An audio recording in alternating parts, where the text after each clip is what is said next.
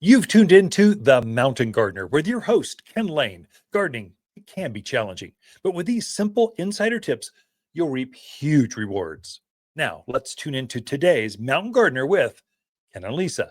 And we're back with Lisa Waters Lane in the studio. She comes each week just to share her garden advice, just from a different perspective, different, soapbox, maybe. I don't get on a soapbox. I do. I know. I like my soapbox. I know. I'm always afraid you're going to fall off of it. You haven't yet. Let's go on. Let's get past the problems or solutions and go into fun gardening. What do we got? Sure. So last week I talked about some of the new evergreen trees that we got in stock. Right. Some really cool different ones. This week I thought we'd talk about shrubs. So evergreen shrubs. So many people, I drive through the neighborhoods and I see them. They have really pretty butterfly bush and good heavens, I just lost my mind. I don't know.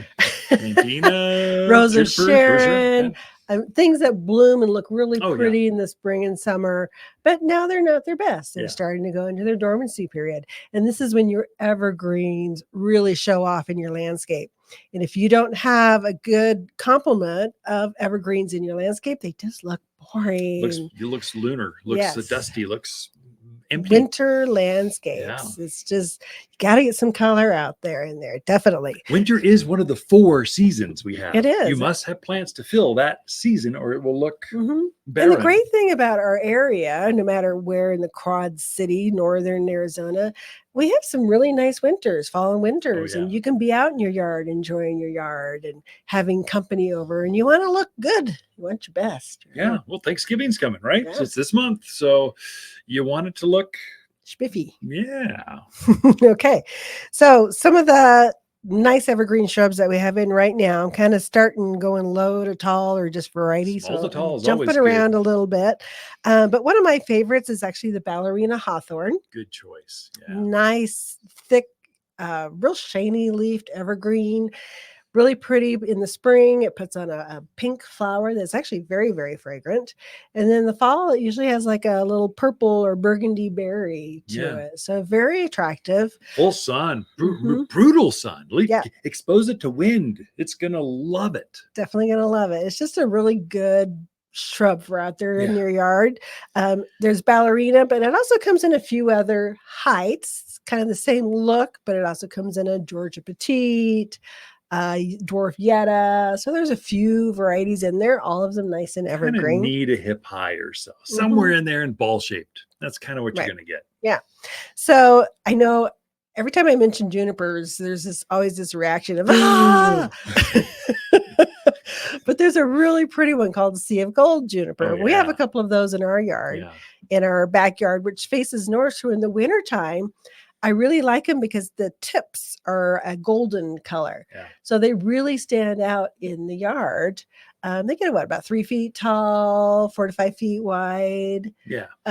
Just behave themselves. They don't grow everywhere. They're very drought hardy when established. Nothing eats them. It's just a great little plant. Yeah. And with those dark rocks, you got mocha rock or dark underplant. That bright gold really is striking against those darker backdrops. Right. So definitely very, very pretty. The other one that's real pretty is the Silver Princess Boxleaf Euonymus. So this is, it's kind of a silvery white green plant, kind of that variegated leaf to it, a little bit smaller leaf, probably in that 3-foot range-ish as well, but just really pretty. There again, you've got that lighter color that's going to show up in those winter landscapes, especially against rocks, and everything else is kind of drab. They're out there going, I'm here, I'm pretty. So those are definitely nice. There's another juniper I really like called Blue Star Juniper. That one is pretty, It's kind of a silvery blue. Has a really different, doesn't have your traditional juniper look. Very attractive. And these I like. We have them in the regular plant, like in the bucket plant, but we also have them on a standard. So they've been What's a standard? Well, they've been grafted onto like a little tree trunk. Yeah, like so it makes a little tree. Like a miniature tree. It'd be so cute in a container by your door. You could even put some Christmas decoration on it. It'd be really, really pretty. So those are real nice evergreen ones. The bamboos. So everybody thinks it's not the traditional bamboo. It's not taking over your yard. And the ones that I really like are a little more, they're not the old-fashioned heavenly, the domestica, which can get a little rangy after a while. Gulf Stream stays about 3 foot. And then the new one that's out is called Tuscan. That's a pretty one. And it is a really pretty one. We got some new ones in that are really showing their fall color. Absolutely gorgeous. That kind of red, that new growth is red. And the more sun they get in the wintertime, the more color they get. Both Gulfstream and Tuscan get absolutely gorgeous. Andina is again, animals don't eat Andina or heavenly bamboo. It's soft. It looks like you just want to go hug it or something. Get some white flower, get some red berries. It's a great bulletproof plant for up here, and it's just as hardy as can be. Evergreen. There's really two kinds of evergreens. Conifers, they have needles, like junipers, mugo pines, and then there's broadleaf evergreens, like your Indian hawthorns and andinas. These things have a leaf, but they stay green through winter, like your euonymus. So two types, and you can mix and match, and they look really striking together. In containers or the ground. That's right. All of them would do well in those kind of situations. So plant them now, and you can go. I think you're just about out of. I know.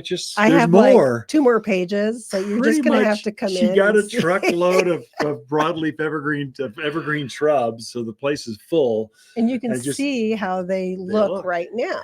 And put them in your yard. Yeah, good time to plant in the ground, in containers, or in a raised bed. Good time to plant evergreens in your yard. Waters Garden companion plants for November are Vanderwolf pine, flowering pear, English ivy, and camellias. Ice Angel camellias produce amazing 3-inch rosy blossoms with petals that radiate out from the center of. Camellias deserve front yard status or admired on a patio or deck. Well adapted to acidic soils beneath oaks, native junipers, and maples. Loves shade gardens, containers, and raised beds. Shop in-store or online at watersgardencenter.com. For a more fruitful garden, increase success in the landscape that just feels better, then tune in daily to the Mountain Gardener podcast. Subscribe through your favorite podcast streamer or visit watersgardencenter.com. Better yet, visit me directly right here at Waters Garden Center. Thanks for tuning in.